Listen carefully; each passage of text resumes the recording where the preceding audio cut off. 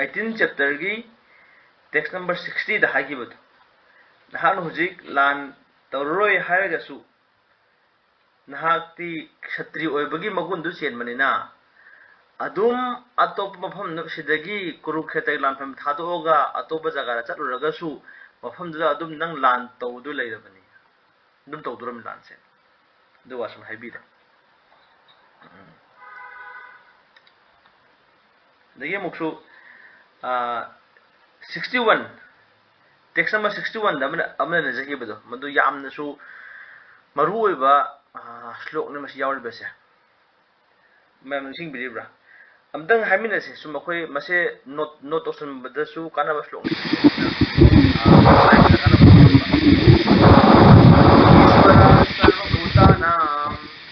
ईश्वरा सर्वभूतानां हृदय से अर्जुन तिष्ठति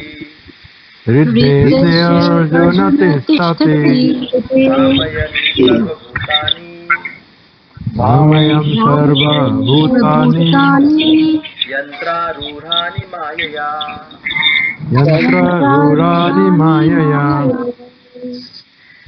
जीव खुदिमक की थमोइदा ईश्वर लई हाबिदो खोइना मसीगा मानव श्लोक से 35 सुबह अध्याय की 35 सुबह श्लोक को थेंगजरबने सर्वस्य चाहम हृदय सन्निविष्टो मत्त स्मृतिर्ज्ञानम अपोहनम च तौद जीव खुदिमक थमोइदा आई लई अइंगोंदगी निंगसिंगबने अकाउबने ज्ञान ने अइना पीबनी ने भगवान हाबिगिबद असिदना के हारिबा जीव खुदिमक थमोइदा आई लिंखिंदो लई हृदय से आई लईदिबनी अमदी जीव खुदिमक से कदौरी मायाना सारिबा मेटेरियल एनर्जी पोचागा सारिबा असी हक्सांग असे असी यंत्र ओइना सिजिनरे हारगा जीव सिंगसिना मखोइसे तोंगान मखोय थबक तौरिबा चते तौरिबा मैम पुनमकसे अइना मखोइसु लंजु मखोइसिबु मखोय गाइड तौरिबा लमजिन लमताक पिरिबनी न हाइबिदि टेक्स्ट 61 हाइगिबसे अबदगी 62 सिदा भगवान अमु हाइजरे अमु ताकपिरे मंगोंदा चंगजौ अदुगुंबा थमोइद लेरिबा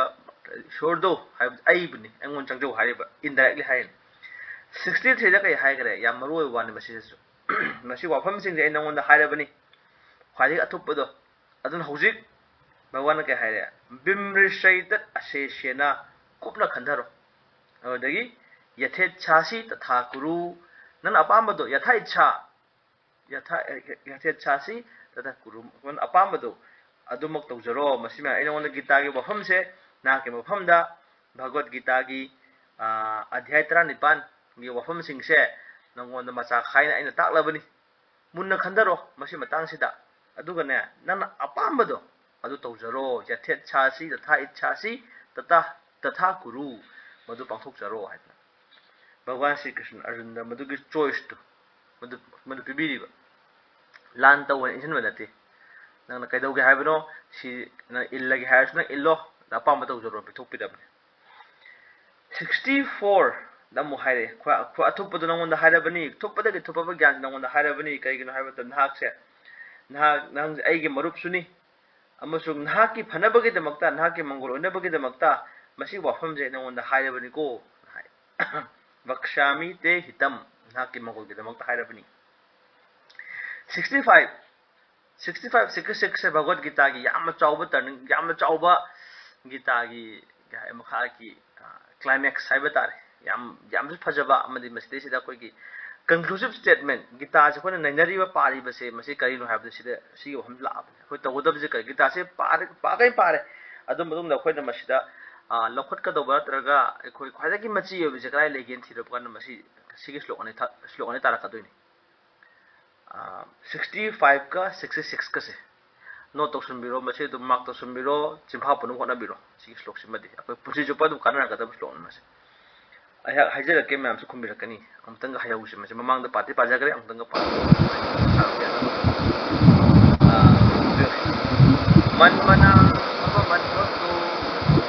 मन मना बाबा मद्भक्तो मदयाजी माम नमस्कुरु मध्याजे माम नमस्कुरु माम एवैषसि सत्यम ते Mamevashyasi satyam te प्रतिजाने प्रियोसि मे pratijane priyosi me. मतम चुपदा अइतबु खल्लो अइतबु निंगसिंगु मन मना भव मद भक्तो अइगे भक्तो होयु मर्यादी अइगी इरात पूजा तौ अइगोन अइ इरात पूजा तौ दन खुरमु अमदी माम नमस्कुरु कोक नोंदुना अइगोन खुरमु मसिगी मरी सिकक तौरबा असिबु तौरबोदि कदौरे सुक्सोय सोदना ने नहांगसे अइगी नाका लाकदौरिबनी अइना मसिगी वफमसे नंगोन ताकलिबसे करिगे दमक्तनो हाय नंगसे अइगी यामना चाना मरु ओबननी वन ताकपिरिस मसी मतांग जो हाइजगरे मतम पुंग कुन मरी सुपना इबो नंगसिंगबसे मसे अखोय अखोय असिंग नमनबगी दमक्ता अखोय पुंसीसे अदु माइना मसी अखोय समझबा म चंगी है अरेंज तौ म चंगी है टेक्स्ट नंबर 66 भगवान कृष्ण दा पुंग लुपचा लैबा हाबदुगी मतांग द सकोय सको थेंगा जरेको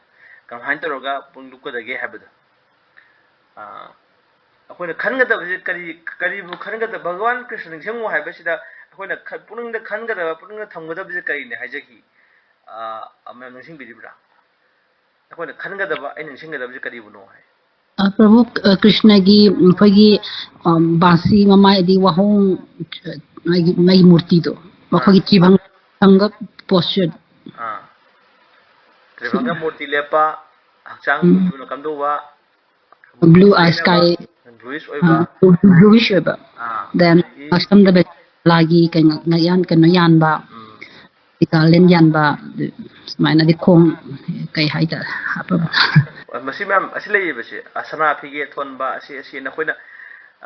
sankirton da kai da mayam sai thanari julon gi kheda ka ga saknari masi sai je khoi gi yam la farabane ahallaman singna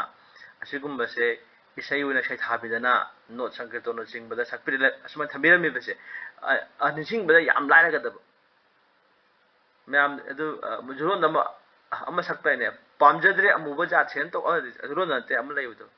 pamjadre amuba ja kanano adu bhagwan krishna oye kano kano gasu akoi gi entertainment bo era gasu amu bo era gasu bhagwan shri krishna adum samna laiba adum culture ne basi gi akoi Say em lay bro. Changlaba angada shanafige thonba. I'm sorry. Prabhu not trom se kaman to ne Prabhu adu masi akoi gi di ahalaman singna thambira me pisak pi ngai da julon na kai da amada ahalaman singna dum angang sing basu nupa nupi hangde purpose ana reise yam maru obane se so adu mako angang pisak oi ngai da di tarani yengani khubak tang bu khuro prasad tang mu charo toruba mam do du mokoi da madugi chara ko mami am ta horani ba adu heyeng ahalor ba kan da di ka do yam kana mokoi da semna dar su yare sitau haidar sum yare adum adu afa bangang adu moidoro bane moi adum chawra kan afa mi haiba amadu samasa leibada mayam gi ka haini afa thabak tawgoda adugumba adum oirani hai mako yam kana adu gi dum ko shema gi dum wan ngai su oitre adu leibada ni mase man mana matam punamak ta bhagwan shri krishna khanba mahun singjaba ibo rup to kon uriyo ma rup se asai arjunna chapter 38 subada Vishwarup Virat Rupa nama uhan bigi betul, a universal form. Madu urakan Arjuna ai kijabana loire na hai adum pan khitan adun ibungogi khud mari pan ma rup tom jenghan biro adu yam phajaba thamo huninga ba ibungogi adung aseng rup to adun ta uhan bion hai jabatu saume bapu adu gum rup jenghan le adu gi rup to ne masi bhagwan Shri Krishna hai ba khud ani paliba khwai phajaba puning huninga ba rup sa adu ne masi matung sida Bhagavad Gita gi yam mina loi panaba slok ne masla ka do 66 se dona makatho oga engona sangjar o habatu krishna ki ultimate instruction ne mas sangjar o bhagavan se complete ne hai complete oi barina ibungo sangjar ba sisu nang complete surrender to ayong mina se mas slok 66 su ba se masi madi compulsory ngasi bok da khoi class yawun dare ba sing je khoi chapter 1 de yo ayawun rak pa se hoji chapter 18 yo chhle gita lo ra ka do ribni masi manung se slok se sigum simbu slok se madi pasan biu hai ba se slok maya ama thina biramagani adu mayam se gi manung se da ngasi khusi akhona pajaga dori ba slok se 35 su bagi hupu ga taruk su ba se masi madi sukso so da phajan biro phaba su mayam ma jawi ramagani masi matang sida adu masum no to sun biro ek pajara ke mayam su khumbira kan namta सर्वधर्मान परित्यज्य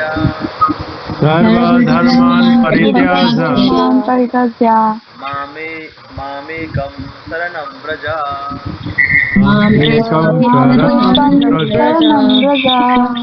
अहं त्वां सर्वपापेभ्यो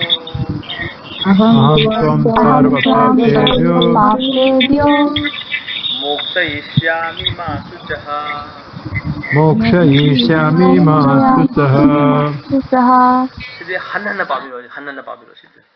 अदे मागी meaning Sissu सर्वधर्मान परित्यज्य माम एकम शरणं व्रज अहम त्वाम सर्वपापेभ्यो मोक्षयिष्यामि मा शुचः सर्वधर्मान धर्म मखन मखन लोय थादो मो है सर्वधर्मान परित्यज्य अदे चैप्टर 4 सुबदा भगवान श्री कृष्ण जो हाई थी ऐन लाइफ से करेगी नो है यदा यदा धर्मस्य ग्लानिर्भवति भारत अभ्युत्थानम अधर्मस्य तदात्मानं सृजाम्यहम् परित्राणाय साधूनां विनाशाय च दुष्कृतां धर्म संस्थापनार्थाय संभवामि युगे युगे है धर्म संस्थापनार्थाय धर्म न मराय जथरंग पकांदुदा ऐहाकना नोंगुमलई ऐहाकना अवतार तवे तुम हाइबिरे अदगी साधु सिंह कन्मीनबगेदमक्ता फत्तब सिंह मांगहनबगेदमक्ता अमसुंग धर्म की नीति नियम सिंह अमन लिंगनबगेदमक्ता आई लापनी हाइबिरे भगवान श्री कृष्ण अदुरी धर्म लिंखत हाइबसे मसी भगवान अवतार तोबिरपगी महा के पांडम मनी हाइबसे मसु मयेक लाना हाइबिरबनेबा अदुगा इबुंगना धर्म सु लिंबिबा अदुगा हौजिक से हाइरेसने करिनो धर्म लोय थादो मोय अदि अखोय महाना तौ हाइबा थबक लोय थादो अदरा है करम मरो करीबुनो मसिदा कोन थादो हारिबसे धर्म हाइबसे अखोइना मयेक सेना खंग दरकार ओइरे धर्म हाइबसे कोइ कनो हिंदू धर्म क्रिश्चियन धर्म लैबसे मसिनत्रे अदुना कोइ थंगै सेंग धर्म दी जीव असेंग धर्म से करिनो है धर्मम तो साक्षात भगवत प्रणीतम भगवान ना पिबिरिबा नीति नियम सिंगदो मधु धर्म कवि इनगदब थबक तो अदुने है अदुजु मथक्ता अमुक हाइबिरिबसे होइना अइगी तहोन थोकपा मियोयबगी पुंसि तहोम थोक मथौदांगना खरा लैरिए अदुगो मयाम मसु होइना तहोम थोकने पिबिरिबसिंगसे मसी मतंग से भगवान श्री कृष्ण कई हाइगेम तिंगुनसे माय पर्पस हाइ ममा हौजिक फाउगी तंकक्से फाउबदा भगवान श्री कृष्ण ना तोंगान तोंगान बा धर्म की अखोय इनगदबा ज्ञान की अमदी अखोय तोंगान तोंगान धर्म की मा की अचना पथाप सिंह से मसी मयाम से मखल मखल क्या ताकपीगरे से पल्लबदा के हाइरी नॉलेज ऑफ द सुप्रीम ब्रह्मन परम ब्रह्म की ज्ञान अदगी परमात्मा की ज्ञान तोंगान तोंगान बा समाज की लैरिबा अखोय की ऑर्डर्स एंड स्टेटसेस वर्णाश्रम हाइबदी कई लेखरे ब्राह्मण क्षत्रिय वैश्य शूद्र अदुसु कोई धर्म ब्राह्मण के धर्म नसिनी क्षत्रिय धर्म नसिनी मखन मखन धर्म म्याम पिबिरिबदो अदुने अदगी ब्रह्मचार्य गृहस्थ वानप्रस्थ सन्यास मखो मागी ब्रह्मचार्य के धर्म लई गृहस्थ के धर्म लई म्याम लेजगरे अदु म्याम दुसु अदगी सन्यास आश्रम की धर्म रिनाउंस ऑर्डर ऑफ लाइफ है अदगी थादोपगी कथोपगी अदुगुंबे ज्ञान दुसु इंद्रिय मदी पुनिंग खुदुम चनबा ध्यान तव मेडिटेशन चिंग असिगुंबगे तोंगान तोंगान बा ज्ञान म्याम लेग्रे मसे तोंगान तोंगान धर्म म्याम लेग्रे असुमान तौदना इमो श्री कृष्ण मखल मखा की धर्म मतंग वाज पनबीग्रे अदुगा हौजिकना भगवत गीता सिबु मागी समरी मसिगी समनप वाल अमोइना भगवान श्री कृष्ण अर्जुन ताई भजी करिनो महाना ममांग हाइग्रिबा धर्म की मसी तौगदबनी हाइबा थौ म्यामदो लोन थादोलमने हारगा महा इचम चमना भगवान श्री कृष्ण चंगजरो ओ हाइरि ममांगदि म्याम हाइग्रि बसी तोंगान तोंगान म्याम अदुदि कृष्ण चंगजर ओ हाइगे तौ मसी हाइद वरगदि सिगे श्लोक से हाना ममांग दा असि खतंग हाय ग लोसलम यादब जाला यारोय यादे अर्जुन न ममांग लेरे मिदो मासे भगवान श्री कृष्ण हाय इनगे हायदे दा मासु मा अदु मरि तविने बा एदु ngamo ada ngamo hadan ma'am अदुदी मदुगी concept ma'am the misconception ma'am the ma'am the अखोय ग संगम बने अखोय दसु भगवान श्री कृष्ण हाय वासे मसे अखोय नो जी पाजबगी वानी इबुंगना सि तौरो हाय खुदक त अखोय तौबो ngam नदी कईगनो ऐसे आत्मनि हाय द अखोय चपचा याजद्रिबगी ने आत्म ज्ञान द चपचा न फंगद्रिबा अदुना मदु मसी कंक्लूसिव स्टेटमेंट से कंक्लूजन लाक्नबगी दमक त ममांगे मथंग मथंग नाव मसी मथंग मनाव नाय लेजिबा चैप्टर मैम द पनगे वहम सिंग दो मदु पंदरगदी मसीगी इक्वेशन से मसी लाप यारो दोरिबना अदुगे दमक भगवान पनबिरो सि मैम से अदुना मसी इबोना चंजर ओ हाय भगवान श्री कृष्ण सर्वधर्मान परित्यज अमसु कदे अखोइना आइना ngaजबा हायबदी मसी आई ngaजबा मयाम लेग्रे मसी आइना आई इमुंग मनुंगी आइदी पैसा पाइरे पैसा पाइरबनी आइसे वने केन लेतरे आइगी सागैन लता याम चावे अचो सा मयाम खंगनै मी मयाम लेरे आइगी दमकता आई वनेगा ओइदे हायबना सिंगबसे मसी आई ngaजबम ओय मसी आई त आई अमे चंगजर कई नुंगाइजबदो अदुबु आई ngaजबम सिंगजे नंग ngaबै ngaबो ngaदो ओरगदि अंगोन ngaरो सिनि भगवान श्री कृष्ण हाइस अंगोन चंगजर ओ अदु आई नंगी लोस आई नंगी फदाव लोस सिंबिरगे हाइबदो अदु खंगम ngमगदि याम ला अखोय पुंसी याम नुंगाइबि यारे पुंसी से अदुदा अखोय नमसे के हाइगनी आइगी रिजर्वेशन आई अपाम सि तरोगे नुंगाइनी सि तरो नुंगाइनी खनबसि मयाम लई अदर भगवान श्री कृष्ण हाइस नंग नुंगाइरोने अदुना ने नंग नुंगाइनी खलि मयाम दो अदु नंग नुंगाइबसु ओइसु ओइरोय अदु मसी हाइब नंगी नंग चंगजबम ओइरे ngaजबम ओइरे खलि मयाम नंग केम कान दो नते केन मखोस लोइना मतम लोइना मांगे दो वातनी अदुना नंग वाजरिबसिंग अदु कोकना बयदमक अंगोन चंगजरो अदुका आइगे नंगे लेरिबा पाप की फॉल मयाम दो लोय कोकपिरगे नंग के वारोनो कनागुम खोइदा कनागुम लागा या मदक चा मी अम लागा नंग करिम वारोनो ए लेसिदी नंगी दो अवाब दो लोय कोकपिरगे हायने कनागुम लाकपिरगा अदुरगदी अखोइदा नुंगा क्या नुंगा जगदगे हायबदो अनु स्टेसिदा चंगजगदबसे भगवान श्री कृष्ण दा अमसु हाइरी तरेत सुबा अध्याय सिदा अदु भगवान श्री कृष्ण चंगजरे कमाय तो दिबा नंगी पापसु कोकपिरगे नंग से आइना नंगी ने प्रोटेक्शन दो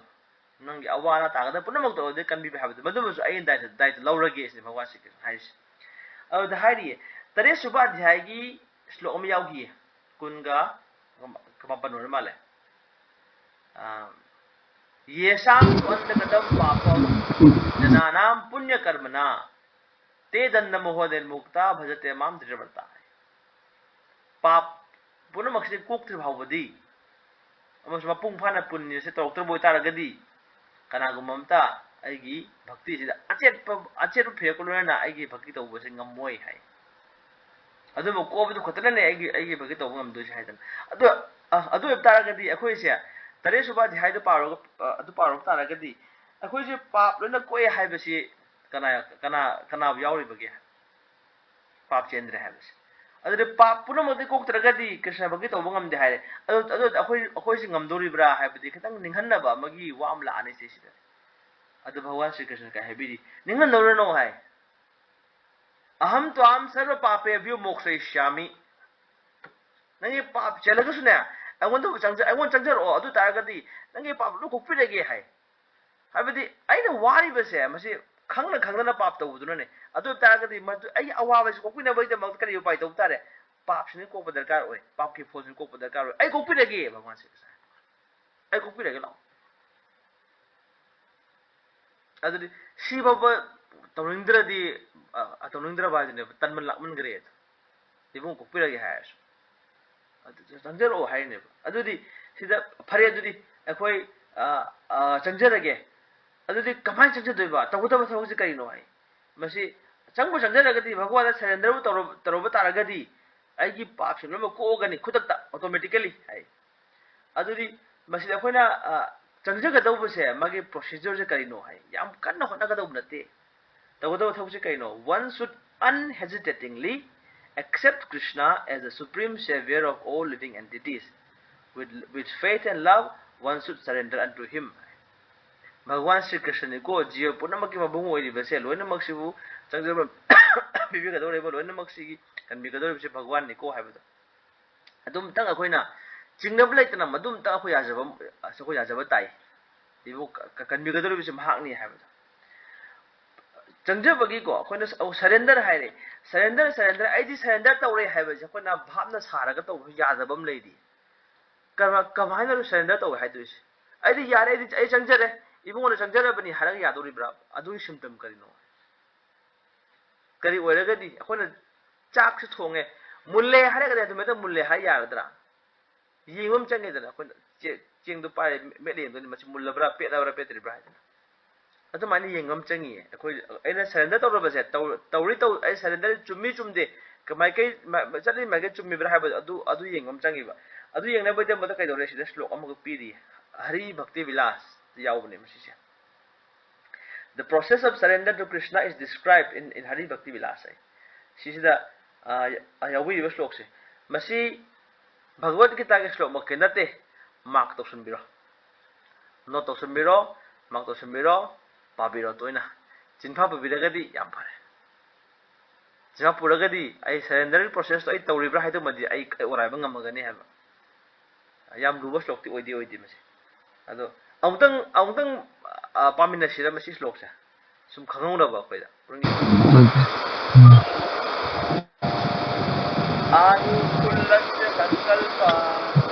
anukulasya sankalpa pratikulasya varjanam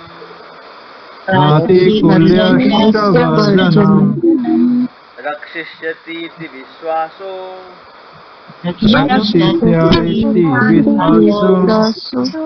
Rakshishyati iti viswaso Gopritve varanam tatha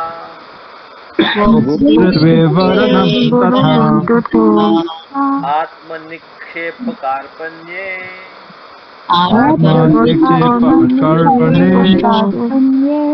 Sarvidha saranagatihi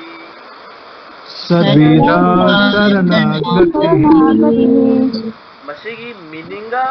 application ga ado akogi WhatsApp group ta ai share tau jagrabani mayam so thena biram lagani chaitanya charitamrita gi madhiri ra yawba ado amtang pabiro matam sangba kanda komna pabiyu masi je akoi punji jupagi ne dum sagona ga da poni masi kana gomna hange khanbiro surrender kaman tawdunu kainu surrender ai sala ga di masi odu sigi sloks anukulla se sankalpa pratikulla se varjana mantawse si jimbhapu biro aduga masi meaning kai hai why word to word kai masi meaning kai hai no have dum betang adu khongjin biro adu raga de yam line ai orabi yara ne kanu haida bhagwan Sri Krishna da changjab hai base tawdabi ada thabak amne khoi Krishna ma han ga raga de adu di surrender to base kam hain to udori bno chummi ba chumdi bra habi dum so ishan ma khongjab darkar oidana adu khongjage hai ba taraga di masi matung ita darkar oiba habi ko अनुकूल से संकल्प है मैं खंबीरी ब्रा इसी श्लोक से ऐसे अर्थ से अनुकूल ओइबदो फेवरेबल ओइबा अनुकूलस्य संकल्प कृष्ण के सेवा दा फेवरेबल ओइबा एबंगोय सेवा दा चुसिनना बा हाबदो अदुगम पोलम सिंह दुबु हाना मतलब सिंजबा है accept everything favorable for executing Krishna consciousness है mental attitude to everything obviously akoy thabak ama torok have tar agadi mind contemplate to me change adu mental horok do ribini adu mental horok ba tar action dasu adu so tawrina accept everything favorable and reject everything unfavorable Krishna bhakti ka chusna daba adu pot mayam dudi my mentality fi odori bne se adu mayam do adu di thaduk lam no Tanadi have taragadi adu intokro. Rakshishyati iti viswaso. Krishna is my protector. Krishna is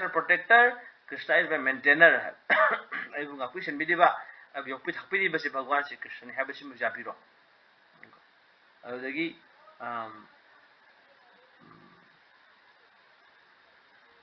ꯑꯩꯅ ꯇꯧꯔꯤꯕ ꯊꯕꯛ ꯄꯨꯝꯅꯃꯛꯁꯦ ꯃꯁꯤ ꯀ꯭ꯔꯤꯁꯅꯒꯤ interest ꯑꯣꯏꯕ꯭ꯔꯥ ꯍꯥꯏꯕ ꯚꯒꯋꯥꯟꯅ ꯄꯥꯝꯂꯤꯕ ꯏꯕꯨꯡꯉꯣ ꯅꯨꯡꯉꯥꯏ ꯃꯁꯤ ꯇꯧꯔꯕ ꯇꯥꯔꯒꯗꯤ ꯃꯁꯤ ꯏꯕꯨꯡꯉꯣꯅ ꯄꯥꯝꯕꯤꯕꯗꯣ ꯃꯁꯤꯅꯤꯀꯣꯅ ꯈꯜꯂ ꯇꯧꯖꯕꯗꯣ ꯑꯗꯨꯃ ꯂꯩꯔꯦ ꯑꯗꯒꯤ ꯂꯥꯁꯇ ꯀꯩ ꯍꯥꯏ to be very very meek and humble,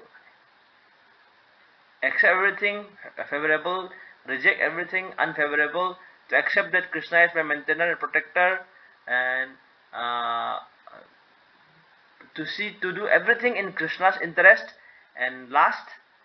to be very meek and humble. yam nolok pa habase aduna khoi bhakti gi chana patha mayam se matung inna hairiba khoi bhakti da khumang sahot kadaba hiram singdo adubudi khoina loksin jaragani habase mase khoi tawada thawuk se kaino ai leiba samaj se lei matung inna brahman oigera khetri oigera vaishya oigera shudra oigera magi lejare phiyam duda kari kuma thabak kha tawdabadi yadi adum tawbiro adubu ꯑꯗꯨꯒꯨꯝꯕ ꯊꯕꯛ ꯃꯌꯥꯝꯗꯣ ꯃꯥꯒꯤ ꯁꯤꯗꯤ ꯑꯩꯈꯣꯏ ꯑꯆꯠꯅꯕꯤꯒꯤ ꯊꯕꯛꯅꯤ ꯁꯤ ꯃꯌꯥꯝꯁꯦ ꯇꯧꯗꯕ ꯌꯥꯗꯦ ꯍꯥꯏꯗꯅ ꯇꯧꯔꯒꯗꯤ ꯑꯩꯈꯣꯏꯅ ꯃꯗꯨꯒꯤ ꯊꯕꯛꯇꯨꯅ ꯀꯔꯤꯒꯨꯝꯕ ꯀ꯭ꯔꯤꯁꯅ ꯚꯛꯇꯤꯒꯤ ꯂꯝꯕꯤꯗ ꯌꯧꯔꯛꯇ꯭ꯔꯕ ꯀ꯭ꯔꯤꯁꯅ ꯚꯛꯇꯤꯒꯤ ꯂꯝꯕꯤꯗꯨꯗ ꯅꯛꯁꯤꯜꯂꯛꯇ꯭ꯔꯕ ꯇꯥꯔꯒꯗꯤ ꯍꯣꯠꯅꯔꯤꯕ ꯄꯨꯝꯅꯃꯛꯇꯣ ꯑꯔꯦꯝꯕꯅꯤ ꯐꯧꯍꯥꯝ ꯁꯨꯕꯒꯨꯝꯕꯅꯦ ꯍꯥꯏꯕꯤ ꯑꯗ ꯚꯒꯋꯥꯟ ꯀ꯭ꯔꯤꯁꯅ ꯚꯛꯇꯤꯒꯤ ꯑꯊꯣꯏꯕ ꯊꯥꯛꯇꯣ ꯃꯗꯨꯐꯥꯎꯕ ꯀꯥꯔꯛꯄꯗ ꯃꯇꯦꯡ ꯄꯥꯡꯗꯕꯁꯤꯡꯗꯨꯗꯤ ꯊꯥꯗꯣꯛꯑꯝꯃꯣ ꯑꯗꯨꯒ ꯃꯁꯤꯗꯩꯁꯤꯗ ꯑꯩꯈꯣꯏꯅ ꯄ꯭ꯔꯣꯄꯥꯔ ꯍꯥꯏꯕꯤꯔꯤꯕꯁꯦ ꯑꯩ ꯀꯃꯥꯏꯅ ꯍꯤꯡꯒꯅꯤ ꯑꯩ ꯀꯩ ꯆꯥꯒꯅꯤ ꯑꯗꯨ ꯈꯟꯕ ꯗꯔꯀꯥꯔ ꯂꯩꯇ꯭ꯔꯦ ꯃꯗꯨ ꯃꯌꯥꯝꯗꯣ ꯚꯒꯋꯥꯟ ꯁ꯭ꯔꯤ ꯀ꯭ꯔꯤꯁꯅ ꯂꯣꯏꯅꯃꯛ ꯁꯤꯟꯕꯤꯗꯧꯔꯕꯅꯤ ꯍꯥꯏꯗꯅ ꯍꯦꯛ ꯀꯅꯥꯒꯨꯝꯕ ꯑꯃꯅ ꯌꯥꯝꯅ ꯄꯨꯛꯅꯤꯡꯁꯦ ꯆꯦꯠꯅ ꯃꯍꯥꯛꯁꯤꯅ ꯀ꯭ꯔꯤꯁꯅ ꯚꯛꯇꯤꯒꯤ ꯂꯝꯕꯤꯁꯦ ꯃꯥ ꯆꯪꯖꯔꯛꯄ ꯃꯇꯝꯁꯤꯗ ꯃꯍꯥꯛꯁꯦ ꯃꯥꯒꯤ ꯂꯩꯔꯤꯕ ꯍꯥꯟꯅꯒꯤ ꯑꯃꯣꯠꯄꯁꯤꯡꯗꯣ ꯑꯗꯨꯗꯤ ꯄꯨꯡꯀꯣꯛ ꯀꯣꯛꯈ꯭ꯔꯦ ꯚꯒꯋꯥꯟ ꯁ꯭ꯔꯤ ꯀ꯭ꯔꯤꯁꯅ ꯍꯦꯛ ꯆꯪꯕꯤꯔꯛꯄ ꯃꯍꯥꯛꯅ ꯍꯦꯛ ꯆꯪꯖꯔꯛꯄꯒ ꯑꯗꯨꯅ ꯃꯁꯤ ꯃꯇꯝ ꯆꯨꯞꯄꯗ ꯃꯍꯥꯛꯅ ꯈꯟꯖꯒꯗꯕꯁꯦ ꯀꯔꯝꯍꯥꯏꯅ ꯇꯧꯗꯨꯅ ꯑꯩꯒꯤ ꯚꯒꯋꯥꯟ ꯁ꯭ꯔꯤ ꯀ꯭ꯔꯤꯁꯅ ꯆꯪꯖꯕꯁꯤꯅ ꯑꯩꯒꯤ ꯄꯨꯟꯁꯤ ꯃꯄꯨꯡ ꯐꯥꯕ ꯍꯥꯏꯕꯗꯤ ꯑꯣꯏꯒꯗꯧꯔꯤꯕꯅꯤꯀꯣ ꯍꯥꯏꯕꯁꯦ ꯑꯗꯨꯅ ꯍꯦꯛ ꯆꯪꯖꯔꯛꯄ ꯃꯇꯝꯁꯤ ꯀꯩꯗꯧꯔꯦ ꯑꯩꯒꯤ ꯑꯃꯣꯠꯄꯁꯤꯡꯗꯣ ꯂꯣꯏꯅꯃꯛ ꯚꯒꯋꯥꯟ ꯁ꯭ꯔꯤ ꯀ꯭ꯔꯤꯁꯅꯅ ꯂꯣꯏꯅꯃꯛ ꯀꯣꯛꯍꯟꯕꯤꯈ꯭ꯔꯅꯤ ꯍꯥꯏꯕꯗꯨꯅꯦꯕ ꯇꯣꯉꯥꯟ ꯇꯣꯉꯥꯟꯕ ꯙꯔꯃꯒꯤ ꯃꯈꯜ ꯇꯣꯉꯥꯟ ꯇꯣꯉꯥꯟꯕ ꯀꯌꯥ ꯑꯃ ꯂꯩꯈ꯭ꯔꯦ ꯑꯃꯗꯤ ꯁꯪꯁꯀꯥꯔ ꯍꯥꯏ ꯑꯩꯒꯤ ꯄꯨꯛꯅꯤꯡꯒꯤ ꯑꯃꯣꯠꯄꯁꯤꯡ ꯀꯣꯛꯍꯟꯅꯕꯒꯤꯗꯃꯛꯇ ꯃꯗꯨ ꯆꯠꯅ ꯄꯊꯥꯞꯁꯨ ꯃꯌꯥꯝ ꯂꯩꯈ꯭ꯔꯦ ꯇꯣꯉꯥꯟ ꯇꯣꯉꯥꯟꯕ ꯒ꯭ꯌꯥꯟ ꯙ꯭ꯌꯥꯟ ꯌꯣꯒꯅꯆꯤꯡꯕ ꯃꯌꯥꯝ ꯑꯃ ꯑꯗꯨꯕꯨ ꯍꯦꯛ ꯚꯒꯋꯥꯟ ꯁ꯭ꯔꯤ ꯀ꯭ꯔꯤꯁꯅꯗ ꯆꯪꯖꯕ ꯍꯥꯏꯕꯗꯨ ꯇꯧꯗ꯭ꯔꯤ ꯃꯈꯩꯗꯤ ꯇꯣꯉꯥꯟ ꯇꯣꯉꯥꯟꯕ ꯊꯕꯛ ꯃꯌꯥꯝ ꯇꯣꯉꯥꯟ ꯇꯣꯉꯥꯟꯕ ꯂꯝꯕꯤ ꯃꯌꯥꯝ ꯑꯃ ꯁꯤꯖꯤꯟꯅꯗꯨꯅꯁꯨ ꯑꯗꯨꯒꯤ ꯐꯣꯜ ꯃꯗꯨꯗꯤ ꯀꯩ ꯍꯥꯏꯒꯅꯤ ꯀ꯭ꯔꯤꯁꯅ ꯆꯪꯖꯗꯕ ꯇꯥꯔꯒꯗꯤ ꯍꯥꯏꯔꯤꯕ ꯇꯣꯉꯥꯟ ꯇꯣꯉꯥꯟꯕ ꯂꯝꯕꯤ ꯃꯌꯥꯝ ꯑꯃ ꯊꯤꯕ ꯇꯥꯕꯅꯦꯕ ꯑꯗꯨꯕꯨ ꯀ꯭ꯔꯤꯁꯅ ꯆꯪꯖꯔꯨꯕ ꯇꯥꯔꯒꯗꯤ ꯃꯇꯝ ꯃꯥꯡꯅꯤꯡꯉꯥꯏꯁꯨ ꯑꯣꯏꯗ꯭ꯔꯦ ꯌज्ঞ ꯇꯧꯕ ꯗꯥꯟ ꯇꯧꯕ ꯁꯤ ꯇꯧꯕ ꯑꯗꯨꯒꯤ ꯊꯕꯛ ꯃꯌꯥꯝꯗꯨ ꯃꯥ ꯇꯧꯗ꯭ꯔꯁꯨ ꯌꯥꯔꯅꯤ ꯍꯥꯏꯕ ꯑꯗꯨꯅ ꯑꯁꯨꯝ ꯇꯧꯅ ꯌꯥꯝ ꯂꯥꯏꯅ ꯚꯒꯋꯥꯟꯅ ꯆꯪꯖꯔꯦ ꯍꯥꯏꯔꯒ ꯄꯥꯞꯁꯦ ꯂꯣꯏꯅꯃꯛ ꯀꯣꯛꯑꯦ ꯍꯥꯏꯔꯒ ꯃꯥꯒꯤ ꯄꯨꯟꯁꯤꯗꯨ ꯈꯨꯃꯥꯡ ꯆꯥꯎꯈꯠꯄ ꯍꯥꯏꯕꯗꯨ ꯑꯣꯏꯗꯣꯔꯤꯕꯅꯤ ꯍꯥꯏ ꯑꯩꯈꯣꯏꯅ ꯄꯨꯛꯅꯤꯡꯁꯦ ꯍꯨꯖꯕ ꯄꯨꯛꯅꯤꯡ ꯍꯨꯕ ꯚꯒꯋꯥꯟ ꯁ꯭ꯔꯤ ꯀ꯭ꯔꯤꯁꯅꯒꯤ ꯔꯨꯞꯁꯦ ꯏꯕꯨꯡꯉꯣ ꯃꯁꯛ ꯌꯦꯡꯖꯕ ꯃꯇꯝꯁꯦ ꯑꯩꯈꯣꯏ ꯊꯃꯣꯏ ꯍꯨꯕ ꯑꯣꯏꯒꯗꯧꯕꯅꯦ ꯑꯗ ꯀ꯭ꯔꯤꯁꯅꯒꯤ ꯃꯤꯅꯤꯡꯁꯦ ꯀꯩꯅꯣ ꯃꯁꯤ ꯄꯤꯕꯤꯔꯤꯕꯁꯦ ꯚꯒꯋꯥꯟ ꯁ꯭ꯔꯤ ꯀ꯭ꯔꯤꯁꯅꯒꯤ ꯃꯤꯡꯁꯦ ꯃꯥꯒꯤ ꯀ꯭ꯔꯤꯁꯅ ꯑꯣꯏꯔꯤꯕꯅꯤ ꯀ꯭ꯔꯤꯁꯅꯅꯤ ꯀꯩꯒꯤꯅꯣ ꯍꯥꯏꯕ ꯃꯇꯝꯗ ꯀ꯭ꯔꯤꯁꯅꯒꯤ ꯃꯤꯅꯤꯡꯁꯦ ꯀꯩꯅꯣ ꯍꯥꯏ ꯑꯣꯜ ꯑꯦꯇ꯭ꯔꯦꯛꯇꯤꯚ ꯄꯨꯝꯅꯃꯛꯀꯤ ꯊꯃꯣꯏꯁꯨ ꯍꯨꯕꯤꯔꯤꯕ ꯑꯗꯨꯅꯤ ꯍꯥꯏꯗꯅ ꯑꯗꯨꯅ ꯃꯁꯤ one who becomes attached भगवान श्री कृष्ण फजरीबसे इबुंगो फजबदा इबुंगो शक्ति चेलिबसिदा अमदि इबुंगो मागी मखल मखल की शक्ति लोनमु इबुंगो लेबिरिबसे मसी मतंग ताजबसे कोइ पुनिंग से इबुंगो हुबिबसे ओइगदौबनी इबुंगो नखनजबसे ओइगदौबनी तोंगान तोंगान बा मखल मखागी योगी सिंह आध्यात्मवादी मयाम लेखरे अदुबु माइकई अमा नत्रगी अमदा अमना पामय ओइरे हरगा भगवान श्री कृष्ण अदुगमो रूप तो मन मनान हाइबदो खल्लो भगवान श्री कृष्ण रूप अदुदा रूप सब ngamboi taragadi baduna khwaidagi phare khwaidagi wange adugumaduna adumase bhagavad gita gi khwaidagi athopa bane kamase piriba gyan se aduna tongan tongan ba karmi gyani yogi karma yoga tauba asime amlon makse mokoi punamak ase koina mokoi si transcendentalist adhyatmawadi अध्यात्मवादी आतने मो spiritualist आतने अदु मखोय में अमरक सिदा कर्मी ज्ञाने योगी अदु अतलई में अमरक सिदा खाथोय बजे कइनो हाय भगवान श्री कृष्ण के भक्त दो अदु खाथोय बनी मसे मong जो हाइग्रे को 6 चैप्टर जो हाइग्रा बनी श्लोक असे यावरिबा मा सुचा हायबसे मरु होय नंग वार नंग ꯑꯀꯤꯕ ꯊꯝꯃꯨꯔꯒꯅꯨ ꯅꯤꯡꯍꯟꯅꯕ ꯇꯧꯔꯒ ꯃꯥꯅ ꯄꯨꯛꯅꯤꯡꯗ ꯆꯌꯦꯠꯅꯕ ꯊꯝꯕꯤꯔꯨꯔꯒꯅꯨ ꯑꯃꯁꯨꯡ ꯋꯥꯔꯨꯔꯒꯅꯨ ꯍꯥꯏ ꯃꯁꯤ ꯌꯥꯝ ꯃꯔꯨ ꯑꯣꯏ ꯀꯅꯥꯒꯨꯝꯕ ꯑꯃꯅ ꯑꯩꯅ ꯃꯁꯤꯒꯤ ꯙꯔꯃꯒꯤ ꯇꯣꯉꯥꯟ ꯇꯣꯉꯥꯟꯕꯅꯦ ꯃꯌꯥꯝ ꯆꯠꯅ ꯄꯊꯥꯞꯁꯤꯡ ꯑꯁꯤ ꯊꯥꯗꯣꯛꯑꯕꯗꯤ ꯀꯃꯥꯏꯅ ꯌꯥꯗꯣꯏꯅꯣ ꯌꯨꯝꯗ ꯀꯩꯗ ꯀꯅꯥ ꯍꯥꯏꯔꯛꯀꯅꯤ ꯍꯥꯏꯕꯗꯣ ꯑꯗꯨꯃꯥꯏꯅ ꯈꯜꯂꯤꯕꯗꯣ ꯀꯩꯝꯇ ꯀꯥꯟꯅꯗꯕꯗ ꯈꯜꯂꯤꯕꯅꯦ ꯈꯜꯂꯨꯔꯅꯨ ꯑꯩ ꯂꯩꯔꯤꯁꯤꯗꯤ ꯚꯒꯋꯥꯟ ꯁ꯭ꯔꯤ ꯀ꯭ꯔꯤꯁꯅ ꯍꯥꯏꯕꯤꯔꯤꯕꯁꯦ ꯍꯔꯦ ꯀ꯭ꯔꯤꯁꯅ ꯃꯁꯤꯐꯥꯎꯗ ꯀꯩ ꯀꯩ ꯋꯥ ꯍꯪꯕꯅꯤ ꯃꯇꯥꯅꯕꯤꯅ ꯂꯩꯕꯤꯔꯤ Prabhu ngasagi Rakshishiyati Biswaso Krishna kan bini hare. Adagi next time Goptritve Baranam Tatha. See word by word meaning sim hanbi ogen to. Right. Adu ena ngasai share tawjage do. Hana paaba yanabana. Rakshishati iti Vishwaso haibadi ibungona aibu kan bigani ai sanabigani haibada. Particular versionam dagi haise. Putuk tarage go.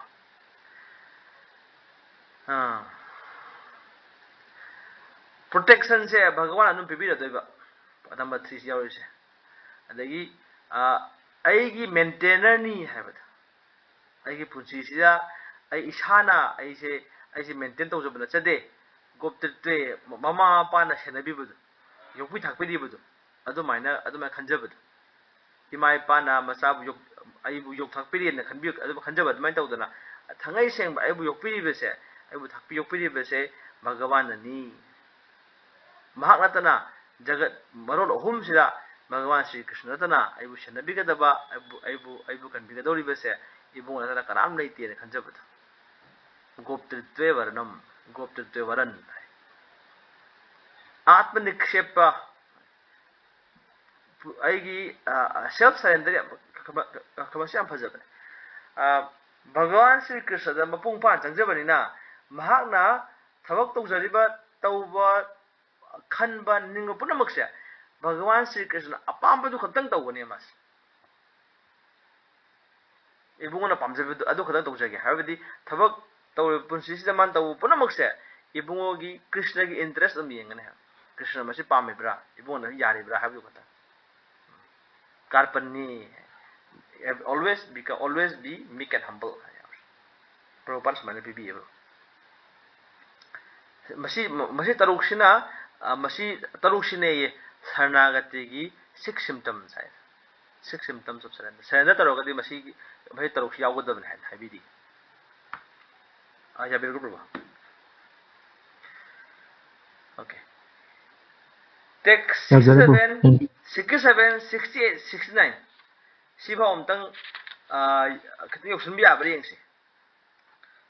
yani ko nitranga le 67 hairi amtak pahawrasi kadura every slok se maru idam tena tapaskaya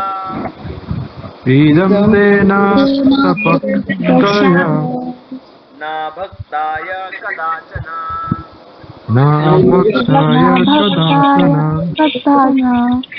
na cha susrusave vachyam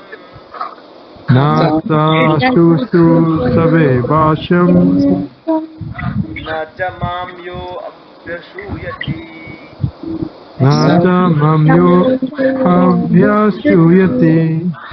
This confidential knowledge may never be explained to those who are not austere or devoted or engaged in devotional service, nor to one who is envious of me. Bhagavan Sri Krishna gi maramda sibong taibase aina nahake mafamda takliba khwaidagi hena thuplaba gyan se thuppadagi thuplaba gyan nong takpiri base huji haidu manmana bhaba haiba sarva dharman paritej hari myam punamakse ade ishwar sarva bhutana haide gita leriba athuppa gyan myam nong takribodo adu kedogani mase may never be explained to those who are austere na tapaskaya idam te na tapaskaya tapasya tawdaba tapasya ka tawba tare Bhagavan mamna khange hab taragadi akhoi tawdaba tapasya ke leigre ayung anta holani iru maitha jaragani natraga mala sonba manglai taw ekadhi chara henmu kopan singba mase ai guru gi damak ta ngamjaba siba ka taw habra chingma mayam leiri base मसी तपस्या खरने मसी तपस्या तौदब कांगबू तपस्या तौदब हाइबदि कनो अदुम इंद्रिय नुंगाइबगी थबक लुप्पक लेब कांगबूदो अदुगुमददि ताउरनु इदमतेना तपस्काया तपस्या तौदमे ताकप यादे ना भक्ताय कदाचना कदौंगाइदा आइगी भक्त नतब मिओय ताकप यादे है ताउगनु न चा असुसुसबे वाच्यम मसीगे वहमसिंग असे असुसुसबे हाइबदि सुसुसु हाइदि ताबदो भगवान के मरम ताजबा इबुंग भक्ति लेब कांगबू अदुबु सुसुसु हाय असुसुसबे हाइबदि भक्त ओइदबा इबुंग मरम तादबा एनगे और नॉट डिवोटेड और एनगे भक्ति तौदबा कांगबू दो अदु nor to one who is envious of me भक्ति तौदबा हाइबदि कै लेरे अभ्यसुयति है अभ्यसुयति हाय कृष्णबु कलक यंथिबा कांगबू दो भगवान है ए मान तब तौ याबरा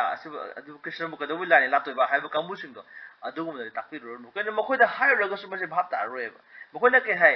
ए कृष्ण दे पॉलिटिशियन ने हाइबा लैबने ए आपा पतौ तो दुबे कृष्ण बु लायदा हाइबा कांबु से मैम लैखेबा अदुगुमदा हाइबिरो नो अदु कृष्ण मरम दखोना खंजगे हाइबा तारगदि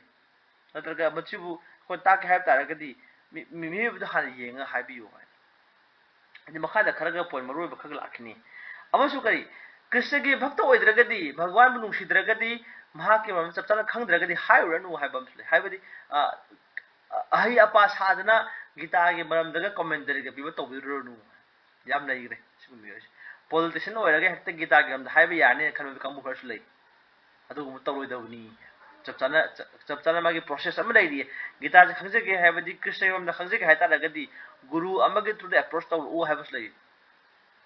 प्रोसीजर प्रॉपर प्रोसेस लाकदौबने है सिकिस चंगजेगे हाइबा तारगदि आई विमसी के लेना आइना भाम सजगे है तौबु यारो हाइबा अदन मखोइना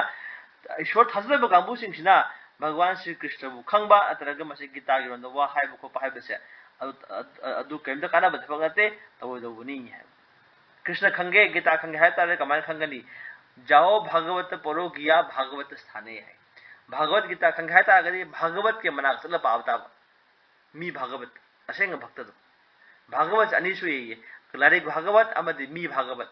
कलारिक भागवती कृष्ण हाइवा कृष्ण हाइबिजे वहमदुना दुम भागवत ओइजरबनी कृष्ण मकनि मदो अदुगा भक्त भागवत हाइबदि लारिक तुद पीरिबदो भगवान श्री कृष्ण ना मान पीबिरिबा इबुंगोत पीबिरि माइ पाउताक सिंदो मदुगी मतुंगनि हिंजरिबा भक्त दो भाग्य संग तौ दरकार ओइ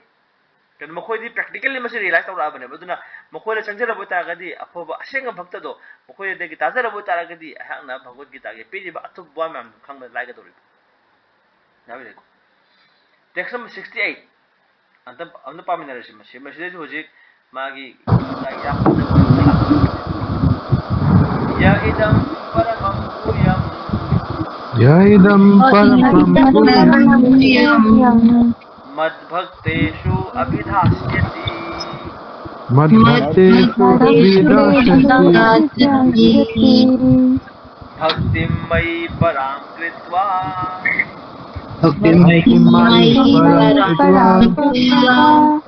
माम् एवैष्यति असंशया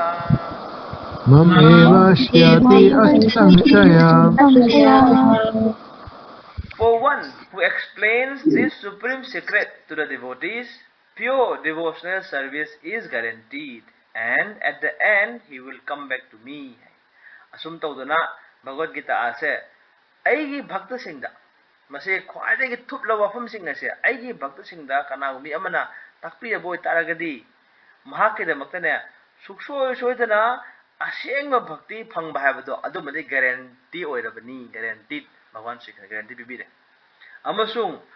mahak at the end pusilo ira matam aduda mahak se suksoi soidana aigi nak halakadori ni Bhagwan Sri Krishna masi akoina Bhagavad Gita nainaba Krishna katha nainaba se bhakta masena marak nainabi hai bhakta nadagati masi bhapta suta appreciate to sungam sungam roi kamaina no hai jibo gobodon thangale kamain thangato ino mi hairane chahi taret ki angang duna gobodon thangale ya ponte heba kaigum khara kama thangalang muni no ka se charuna ga sab thangalang ni pangai jili ne du beto asadu adu ya ponte sudarshan chakra kadai dagi paidu no mi hoji ki matam sido kanai sudarshan chakra no yam lai sima putana hali amad अस पंगा चलेनी मान पंगा चलेनी असी यादे अदुगु मोरे मोरे दि फासुना तारो करो भगवान श्री कृष्ण ईश्वर है बदी अखोइना तौब ngamba खनम ngamba अदुगी limit तो अदुगी पूरा वांग मदरे महाक लरि बसे भगवान ने भगवान की डेफिनेशन क्या है अतः पुंबे तथा अतः श्री कृष्ण नामादि न भवेत गहम इंद्रिय अगी पुनिंग ना इंद्रिय सिंह खंग ngamba की वांग मदने भगवान लरि सिदी भगवान मिंग अमस यावरी क्या है अधोक सजा है अगी पुनिंग इंद्रिय खंग ngamba शक्ति दो उबंग ngamba खंग ngamba शक्ति दो अदुगी वांग बदो लाम ngam बोनते अधोक सजा अदु भगवान है अध अक्षजा अदा ओहम अदगी सरो अदगी ख्या बाव हाबदी ए टू जेड ने मसे अखोय संस्कृत सरो अदगी ना ख्या बाव हाय नै अदा ए टू जेड सिग मनुंग लय मैम पुन मक्स एवरीथिंग कम्स विदिन दिस हाइनरी नेबा मसिगी मनुंग से लय मैम पुन मक्स ने ओट नै बा लोइन मक खंग लोइन मक थीब हुम तरो कान सु ईश्वर जे कैन सुंग खंग रदम अदन ईश्वर से विमाउट इनकंसीवेबल ने है इनकंसीवेबल अदम मसिम जो खोना खंगजब दरकार होय अदुना भगवत गीता से अदु फसना खोना भगवान श्री कृष्ण बु थाजदब कांबु सिंदो अदुददी भगवत गीता की मतांग सिदा it's not try to explain Bhagavad Gita अदु तारे मखोय सिना कनो से भाव सजलगा कृष्ण कृष्ण मतन हाइव तवदो अदुना तर अपराध ओरनी है खंगदरदी खंगदे हारो अखंग सारनो है हाइब मसिगी भगवत गीता सिदी भक्त सिंह खनगद हिरमनी फिलोसॉफिकल अखोना फिलोसॉफी की मोंग दमसी स्पेकुलेट तौरगा सी ओरम्बे अदुमाइना भाम सजलगा हाइगदब लाइटि ओइद्रे अदुबु भगवान श्री कृष्ण से करिगुमान फजना मयाम खंगनबगिदमक तो होनजरबु तारगदी मसामक भक्ति की थाक वांग काखलागनी अमसुंग सुसो सोदना अदुगुम्बा भक्ति की पुंसी अदो अदो असेंग भक्ति की पुंसी अदो मा लाप ngam अमद असिगुम असिना फॉलो जर मासे कदरनी एट द एंड भगवान के धाम यौ भाई सोइद्रबनी है भगवत गीता से भक्त मसे ने जब काना बसे टेक्स्ट नंबर 69 याम मरुय बस लोने मसे याम मरुय ब सिमबदे दम मैम डबल मार्किंग क्वेश्चन बिरस यारे अदगे सिफाजु पुबिरो सिमबदे याम इशा इशा दने आइगी भजन तौबदा इसागी भक्ति पुसिदा यामना पंगल हापा यामना इनोट हापिबा अदुगुम्बा आइगी याम पॉइंट थोर पस्लोने मसिसे याबि देखो अमतंग मैम हाबिरो अमतंग मसे पुलप पामिनरसे अतै मैम हाबिरो मसिसे तस्मत् मनुष्येषु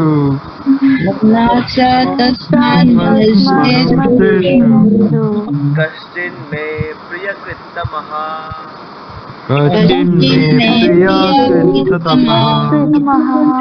भविता न च मे तस्मात्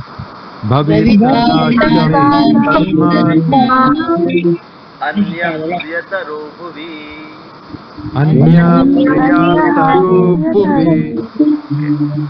There is no servant in this world more dear to me than he, nor will there ever be one more dear. Asigo bhakta do aigi maramda taiba aigi bhakta singda adumai khangaliba adu bhakta habadi krishna ge onde prachar torimi do adugumba aigi mana aigi inai do mahakumna ne aina nungsiba se jagat se da kanam leitri kanam ta ma ga nungsiba je kanam pa leigidri leisu leite leisu leira roi aduna bhakta bashop singna prachar tawjari se भगवान नुसीबिरे इबो नुसीबिगनी हाय बतारगदी आई थवाई थारसि यारे न ma'am लोय फन्म चोंथोराय ma'am यखोनसु मसिम तौ तमजनिङाय नि कनो बक्सिदा सिंह आचार्य Singh लेरि ma'am भगवान नुसीबिबा अदुगी मदुगी थाक्ति योब हमजरगदी न तस्मान मनुष्यसु मियो लगता महाका मानबसे कश्चिन में प्रेरकतमा मागु नुसीबस लैते है भविता न चमे तस्मात मागु नुसीबस लैत्री लैसु लैते भविता तुंगसु लैररोय अन्य प्रेतरो मागा मानबदि अमत लैररोय भगवान असुके मते नुसी है अदु प्रचार तौदबने न हाबिबिस अदु मत कना कना नोय प्रोपन हाइबम लैये यामना रिक्स चावबा यामना खुदों थिनिया फिल्म दगा चंगा प्रचार तौ कांगबुसे मोजो हेन फंगे के पास अदु प्रोपन हाइबसे चाइना गुम जगह नत्रगा मुस्लिम कंट्री सिंदगा चलगा प्रचार तौरी मैम से यामना थगनिंगाई नि अदुना प्रभुपान हाई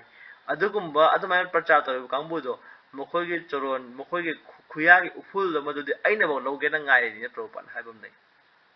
हाइबदि क्यागी मतिक कनो से मखोइदा रिस्क काम लौरिबगे हाइबदो अदुना मखोइना अदुमाय तौर चलगा प्रचार भगवान गी दमकता मखोइना अवाबा कया अमा मायोकनारे हारगा प्रचार तौर होनाजरिबसे मसी याना मल यामख्रबनि हाइबदुने हाइबिरिबसे इबो नुसिबिबा हाइबदु मदु कबदु पामजै हाइबसे याबे कोसिमा 69 काउबिरनो 1869 नस तस्मात् मनुष्येषु कश्चिन में प्रेकृतमा भवितना चमित तस्मात् अन्य प्रेतरो भुवि है 17 सिद्धं पथजरमगे को अध्येष्यते च य इमं धर्म्यं संवादम आवयोः ज्ञान यज्ञेन तेनाहम इष्टः श्याम इति मे मतिः आइगी मोटनि मसे अकरी मोटनो मसिगी इबानिना सानरिबा असेंबा सिवै सानरिबा असे असिबु तारबोइदी मसिबु नैनरबोइदी सुखसो सोदनने अदुगु मिसक्तो मागे बुद्धि दुसिनजे हारगा आइबु इरारपुरा तौरकनी आइबु इरारपुरा तौबाय सोइदरबनी ता उसमाने मुन्ना मे ताबु तारबोइदी माग सुखसो सोदना भगवान कृष्णबु भगवान श्री कृष्ण संजरकपा इबुंगु इरारपुरा तौबाय दुमनि सोइद ओइना आगनी इदास पाओ पारकति नबरेको 71 से मथंगे थमजरगे अदु मसी भाव बुदंग पाजरे ngasi 69 से बावा कदे के वा हंग बिनम ताना बिम लेबि